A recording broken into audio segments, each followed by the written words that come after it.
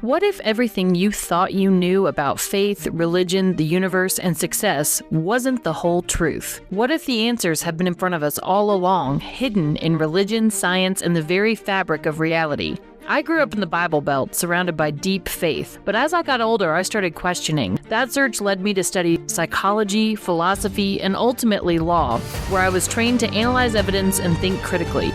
As a prosecutor and later a defense attorney, I built my career on uncovering the truth beyond a reasonable doubt. Now, I bring that same investigative mindset to life's biggest questions: faith, spirituality, and the forces that shape our lives. I'm Alexis Austin, and this is Beyond a Reasonable Doubt, the search for truth. It's time to uncover the evidence. Hello. Last time we talked about this idea of whether or not your thoughts actually shape your reality. And I want to dig into that a little bit more, looking at what different authors have said about the principles of success, success and wealth. What we see in multiple philosophy and success books is this idea that success and wealth are not secrets. It's not a secret how to obtain success and wealth. There's an actual science behind it. So I want to start off just by saying wealth and gaining success is not some complicated, mysterious thing. I think what's happened is people have made it complicated and tried to make it confusing, possibly so that specific people can stay wealthy while other people struggle. But the concepts are very simple and clean, and we're going to dive into those today. I'll be referencing a number of different books that I have really used over the past couple of years to help me gain success and wealth. But I'm going to be referencing topics in those, and I really encourage you when I mention certain books, if you haven't read them, go out and read them for yourself. I will always be coming back to them, and I'll let you know whenever I'm talking about a specific author or book. But please feel free to go out and read these books. And then if you have questions, let me know, because these concepts are throughout all of these different books that I mentioned, but different authors say it different ways. And it just takes once reading something to get it to stick in for you. But let's just from the jump start about talking about this idea of wealth and success. Success is not random. And it's not reserved for people who are more charming or loud or lucky. We hear this a lot. Well, that person just got lucky. The idea that we see throughout all this literature is that success is more about working from universal laws. And that's why I really like this idea. Being a former prosecutor, I like digging into the law, figuring out what the law says about certain things. And so this idea of success being based in law, when I say based in law, I mean based in universal law or universal principles. And the idea is once you learn how to work with this law, then you stop chasing results and you start creating the life that you want. When I say chasing results, I mean chasing that external thing, saying, well, I want more money, I want to have more success in my career, and you're always going after and chasing that result rather than looking at it from the perspective of how do I create this result, being the career, the money, the finances, whatever. So when we look at it from the perspective of laws, think about a law that we can all get behind, the law of gravity. Gravity does not care if you believe in it or not. It is a law that exists. It's a universal principle. You are stuck to this earth. If you are at the top of a skyscraper and you walk off, even if you don't believe in gravity, you're still going to fall to it's a skyscraper, fall to your death. But gravity is the law. It doesn't care if you believe in it. It doesn't care if you're thinking about it. It is at work all the time. My mentor once said that it doesn't matter if you're the sweetest little old lady, you're still going to be subject to the laws of gravity. So if you, like I said, step off a skyscraper, you could be the nicest person in the world. You could be the most wonderful human being that exists, but the law is still going to work regardless of who you are or what you believe.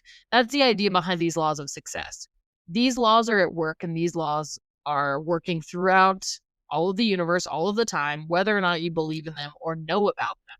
So just as I'm talking through these laws, think about them as you would gravity. Just because we don't constantly go around thinking, oh, gravity's holding me to the earth right now, it doesn't mean that gravity isn't holding you to the earth. It means that gravity is doing its job. You're just not consciously thinking about it.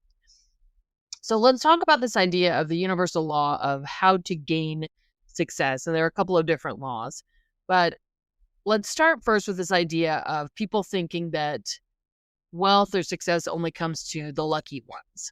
I'll hear this a lot where people will say, well, that person just had the right connections, or they started out with money because they had a trust fund or their family was rich, or that person just got really lucky. Now, yes, some people do get lucky. Some people do start off rich. Some people do have connections, but that's not the reason that people succeed. I'm sure you can think about plenty of people you've known that started off really well off in life. They either had a trust fund or they got lucky and then they blew it all and they ended up just as poor as if they hadn't had it to begin with. So the idea is not that it involves luck or specific circumstances. In fact, the author Wallace Wattles in The Science of Getting Rich said that success is the result of doing things in a certain way. And when he said certain way, what he meant is doing them according to the law. And when he said according to the law, it's according to the laws of the universe. So putting that in a different way, a more modern terminology, I suppose, if he was speaking today on this podcast, he would say success is the result of doing things by universal law. The other thing that we can go back to is being conscious of those universal laws. So again, just like gravity exists, whether we're thinking about it or are conscious of it or not, the principles that govern success, the universal laws, exist whether you're conscious of them or not. My goal and my hope for those listening to this podcast is that this will start to illuminate those laws and make you more conscious of them so that you can start exercising the patterns needed within the laws to achieve that success and that wealth that you're looking for. And success, when I say success and wealth, I use them interchangeably, but success can be anything. Success can be success in relationships. It could be getting a promotion. It could be having more money. It could be achieving a certain weight loss or health goal. Success comes in many shapes and forms, but the universal laws all govern in the same way towards that success.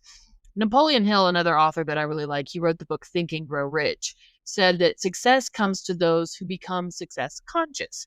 In other words, success comes to those who understand the universal laws that are at work and use those laws consciously to become successful. What he really espoused in his book was the idea that your internal belief combined with whatever method of creation you have, so whatever job or whatever company you use, that is what actually results in the creation of success. So throughout all of these different texts and ideas, there's this underlying idea that if you do not have success, again, that's not a result of luck. And this is where it can be a little hard hitting. And some people do not like confronting this idea. But the truth is, and it's kind of harsh the way it sounds, I don't mean it to be negative, but the truth is if you're not successful, it's no one's fault but your own. And I know I may get a lot of backlash from that, but stick with me through this. What happens when people don't have the success that they want, or they're not seeing success show up in their life, is because they're operating from a conditioned pattern. You're operating from whatever pattern got you to where you are. So if you're currently, right now, not experiencing success, that is because the results that you're seeing right now are a direct result of past actions, behaviors, and beliefs. So whatever it was that you were thinking in the past got you to where you are now. So thinking about it logically, if you want to be somewhere different than you are right now, you can't get somewhere different thinking in the same way that got you here. So in other words, the actions that you took, the beliefs that you had, the habits that you engaged in that got you to the point that you're at right now will not get you to any other point other than what you have right now. So this is how people stay in that loop. If you just keep acting the same way over and over, you're going to keep experiencing the same results. It was Albert Einstein who said the definition of insanity is doing the same thing over and over, expecting a different result. That's what we end up doing is we get stuck in this daily grind and we keep wishing and hoping for success, but nothing actually changes other than maybe coming up with a new dream or idea of what success is. Our habits don't change. Our mindset doesn't change. Our internal beliefs don't change. So we're engaging in insane behavior. If you take what Einstein said, literally, where we're doing the same thing over and over, we're working the same job, waking up in the same way, engaging in the same habits, yet we're expecting some other result to show up in our lives. That is the definition of insanity. That is a habitual pattern that got us to where we are. It will not get us to any place different. We have to change something. And Raymond Holliwell, an author that I really like, who wrote the book Working with the Law of Success, the Laws of the Universe, said that the law of thinking is the foundation of all other laws. So I've been talking with you here about the universal laws and what that means. And what Holliwell proposes is that the number one law that exists, now there are multiple laws of the universe, but the number one law that exists as it relates to success is the law of thinking. And this goes back to what we were talking about on the last episode, this idea that your thoughts create reality. What he says in his book, Working with the Law, is if your thinking violates the law, then your results are going to reflect that violation. So no matter how hard you try for success, if your underlying thoughts are thinking there's no way I'm actually going to be able to achieve this, you're never going to actually achieve what you want to achieve, because your thinking is the first cause that sets results in motion. Now, again, this sounds kind of esoteric and woo-woo, but this has been backed by science and by psychological research. One psychological study that stands out in this particular area was a study done by Dr. Carol Dweck. First of all, she wrote a fantastic book as well. Her book is called Mindset. If you haven't read it yet, please do, especially if you have children. It's absolutely a wonderful read. But what she really did in her study, specifically the study that she did in 2006, is she did a deep dive into the idea of fixed versus growth mindset. Now, she believed and hypothesized and then discovered from her research that there are really two types of mindsets that a person can adopt, either a fixed mindset or a growth mindset. A fixed mindset is one where you believe that everyone is born with innate talents. Intelligence is something you're born with. It's your IQ score. You can't change it. Everyone has specific abilities, and everything is kind of a static trait. You either have it or you don't. And that kind of lines up with this idea that people have about success. You're either lucky and you have it, or you're unlucky and you're not as rich as you want. You're just struggling day to day. That's what Carol Dweck called a fixed mindset. The opposite of that is a growth mindset. And that's the belief that skills and intelligence can be developed through conscious effort, learning, and strategy. So what Dr. Dweck set out to do was to prove that fixed mindset isn't necessarily a thing, that growth mindset can actually bring about success in people.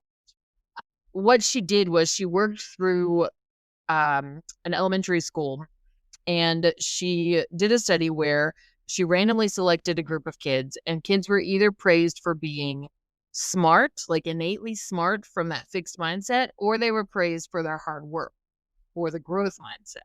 And here's what happened. The kids who were told that they were smart, just innately smart, started playing it safe on certain tasks. They had options of choosing different tasks. They would choose the easier task versus the harder task. They would avoid challenges. And they tended to start breaking down emotionally when things got hard, because they couldn't understand why they weren't getting it, because they thought they were supposed to be smart, because that's what they were told. They were innately smart. And so if they weren't able to accomplish something, they just broke down and didn't keep trying, because they thought, well, I must not be smart enough to do this thing. Then they looked at the people or the children who were praised for effort, the ones that said, oh, you did such a good job figuring that out. You worked so hard to accomplish this. Instead of saying, oh, you're so smart, the idea was to say, oh, you worked so hard. What a great job you did. They were praised for their effort. Those children actually ended up outperforming the, quote, naturally smart kids. They actually, when they were given tasks, leaned into harder tasks. They got better, and they far surpassed what the naturally smart kids could do. This was done in a number of different experiments. In one experiment, it was done at a very low-performing school, but they started being praised for their work ethic, and then their test results shot way up. The idea here was that Dr. Dweck proved that success was learnable.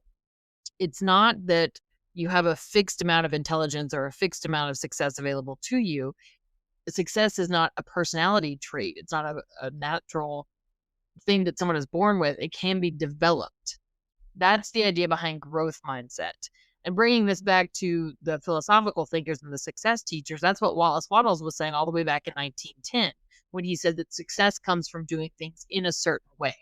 In other words, working towards success in the right way. You don't have to be lucky. You just have to understand the universal principles and work through that process in order to achieve success. Said another way, universal laws don't care about innate talent. They don't care about whether or not you're born with a trust fund. They care about whether or not you're operating within the law. Going back to that example of gravity, gravity doesn't care if you are innately born into a certain area or not. Gravity is going to keep you grounded to the ground no matter what. It doesn't care what you believe. It doesn't care what you think about it. It just works the way it's supposed to work. Now, in talking about this growth mindset, I don't want this to be confused with the idea of hard work and just work harder. That's not what I'm trying to say. I'm trying to say work within the construct of the laws of success and universal laws. Working harder without any kind of framework is not the way to accomplish success or to gain wealth. I think a lot of people are stuck in this, quote, hustle culture. And they think that, well, if I just work harder, if I just push more, if I just do more, then I'll get there. But you can work yourself to the bone and still stay broke. I've seen plenty of people do this because it's less about the effort. It's not that you don't need to spend effort. I'm not saying you sit around, like I said, and vibrate all day. It's not about that. It's not about just sitting there and wishing things come into existence. You still need to put forth effort, but you need to make sure it's structured and aligned effort, not just working and being busy to be busy. Neville Goddard is another author that I really like. He wrote a book called The Feeling is the Secret, and he said it best. He said, to be transformed, the whole basis of your thought must change. So it's not the idea that you have to work hard in order to get success. It's that you need to work consistently in a way that is going to bring you closer to success using those universal principles. There's this idea that we have that if we just work harder, we'll gain, this elusive, successful future. But there's also an idea that people think that when I reach this point, I'll be happy. And that's not actually the case. Modern research has shown us that people actually overestimate how much future success that comes from external effort is going to affect their happiness. And they tend to underestimate the role of belief or vision in their own happiness. So yes, while this podcast and everything I talk about is always trying to help you find success, build wealth, whatever it is that you're wanting, the ultimate goal, I'm assuming, behind someone wanting to build wealth or to find success is to achieve happiness. So it's really important to note that happiness actually is more important than that success, because the success won't bring happiness. Now, if you are happy, you will more likely gain success and be successful. But going after something just because you think it's going to make you happy is the wrong reason to go after something. And I want to bring up this study that was done by a Harvard psychologist. His name is Daniel Gilbert. And he specifically was looking at what's called effective forecasting. In other words, looking at whether or not people could actually predict with accuracy the level of happiness they would have at a future event and whether or not they were accurate in that. So, put in plain English, he was researching this idea where people say, well, if I could have that, then I'll be happy. He was researching whether that's true or not. And what he found out is it really isn't true. And here's what they did. So one of the studies they did was called the quote unquote big event study. And this was looking at things that were major events in someone's life. So what they did is Dr. Gilbert and the associated researchers who were working with him, I think the other guy's name was Wilson, they asked participants to predict how they would feel after a significant life event, like getting rejected from a dream job or not getting into grad school or experiencing some kind of breakup with a significant other, or positively, whether they'd be happy receiving a promotion or achieving a long-term goal. So they asked the participants to rate how they would feel and what they would feel as far as their level of happiness or lack of happiness if one of these major events happened. Then they followed up with the people after an event happened in their life that was similar to what they had predicted. So, like if they said, well, how do you think you'd feel after a romantic breakup? Then once someone actually did experience a breakup, they'd follow back up with them and say, how do you actually feel now? So what they were looking to do is they were looking to compare the predicted emotional response of the participants. In other words, how good they felt or how bad they felt or how they felt they would feel versus their actual emotional response. So what did they predict would be their feeling versus what was actually their feeling when this event happened? And what the researchers found is that people consistently overestimated both the intensity and the duration of their emotional reaction. Now, why is that important? What that means is people, for example, if someone said, well, if I get this promotion, I'll be this level of happiness. What the study showed is that not only were they not as happy as they thought they would be, but they weren't as happy for as long as they thought they would be. Another example is one of the students was asked, what happens if you don't get into this prestigious program you've applied for? And they predicted that they would be devastated for months over it. But there was a point in time when they didn't get accepted into a program they applied for, and the researchers checked back with them a month later, not months down the road, and the person had already emotionally recovered and was back in pursuit of their goals. So that was one study that they did. Another study that talked about this was actually done by Dr. Brickman back in 1978. Gilbert cited this in his research, and the study was called the Lottery and the Paraplegic Study. So what they did is they researched both recent lottery winners and people who had recently become paraplegics. In other words, people who had recently suffered life-altering, what seems to be negative events in their lives. And then they talked to them during the recent event. So either they recently won the lottery or they recently experienced becoming a paraplegic. And then the researchers came back after a year and talked to both groups again to look at their overall levels of happiness. And what's interesting is the levels of happiness didn't change. So you have the recent lottery winners who they rated their level of happiness right after winning the lottery. And then you have a year later what their level of happiness is. And there wasn't any real difference. Same thing with the paraplegics. They recently had become paraplegics. Their happiness wasn't very different. And what this study showed was that the external circumstances, even huge life-altering ones like winning the lottery, which would normally be thought of as positive, and becoming a paraplegic, which would normally be thought of as negative, had less of an impact on long-term fulfillment than the researchers imagined, or that we would normally imagine. What this showed is that people's minds adapt. They adapt to the circumstances. And what the study specifically showed is that it's our mental framework that determines our trajectory or our happiness level. In other words, it's not so much the goal that you put out there that makes you happy. It's how you approach the goal and what you believe in the process of achieving the goal that matters more for your happiness. So to summarize this, basically, we're bad at predicting what will make us happy or successful because we forget how powerful our internal adaptation system is. We overestimate how much circumstances matter to us, and we underestimate how much our beliefs and our inner world shape the outer outcome that we see, which ties in with what we've been talking about during this episode and the last episode, which is that the outer circumstances, the outer results that we experience are really more of an after effect or a byproduct of our own internal beliefs. So it's really not about the outside circumstance. It's more about what's going on inside that predicts your happiness and ultimately that predicts your success. So bringing this back to the idea of more work, you don't need to work harder to achieve this certain success level. You need to do it in the right way. And the right way entails approaching things from this belief in what you're doing and already being happy in the moment now, as opposed to waiting for this future goalpost to make you happy. That will actually help you achieve the success you want rather than waiting for the end result, working hard. And by working hard, I mean just grinding, waiting to be happy until that point.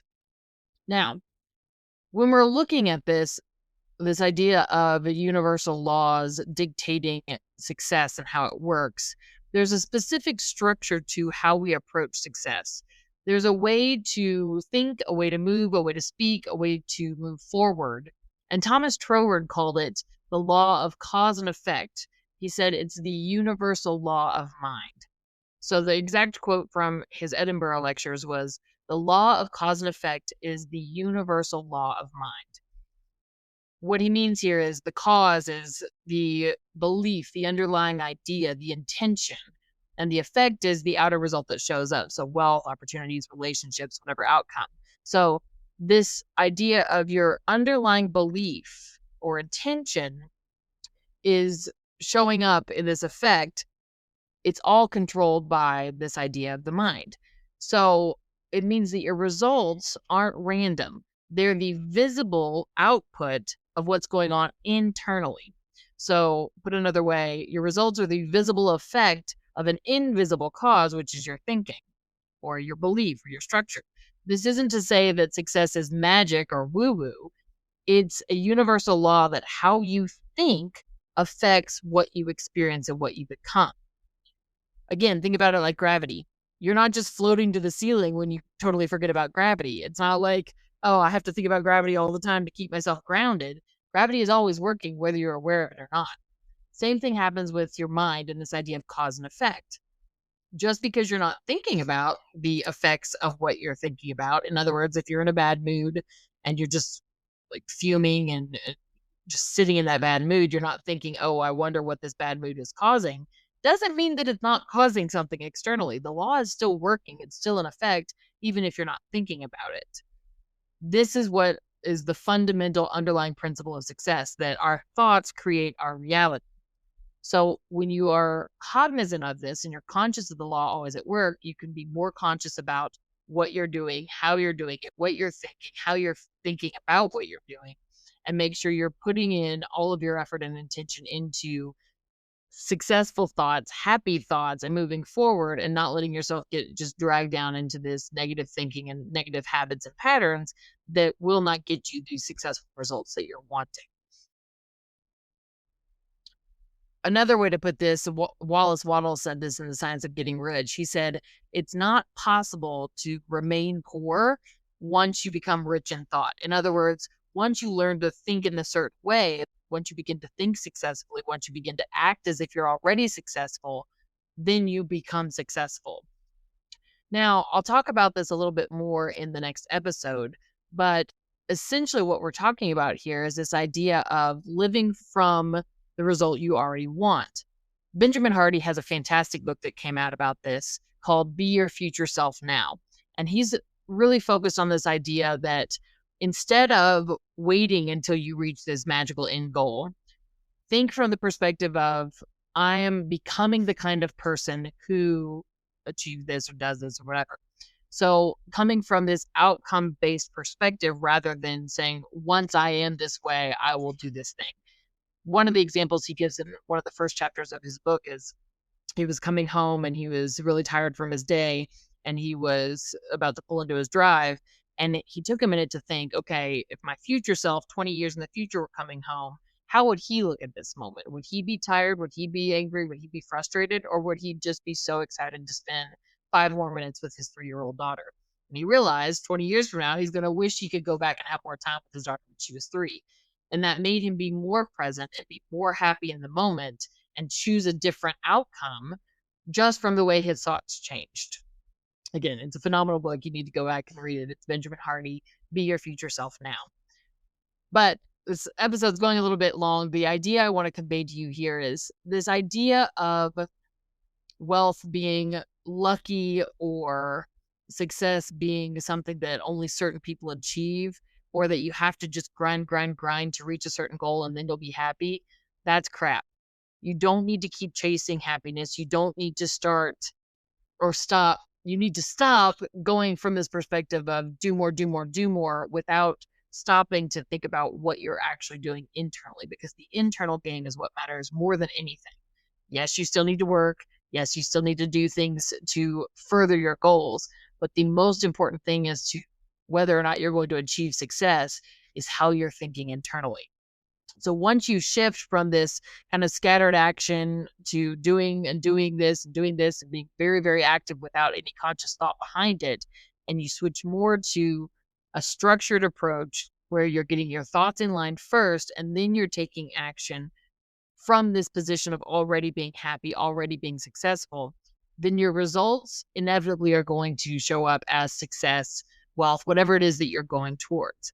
This isn't magical thinking. This is a universal principle. This is a law. This means that you have the power to control your outcome.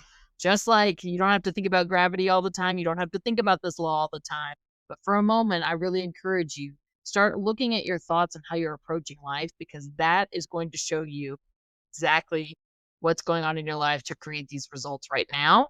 And then when you start changing your inner dialogue, changing your inner thoughts, then you'll start seeing success show up in your life in the ways that you want it to. Again, we don't want to operate under this principle of insanity that Einstein talked about. We don't want to do the same thing over and over, expecting different results. Please take this podcast episode as your challenge to change your results by changing your behavior and your inner thoughts, because that is what will the needle forward in your success journey. Thank you so much for tuning in, and I look forward to seeing you guys on the next episode of Beyond a Reasonable Doubt.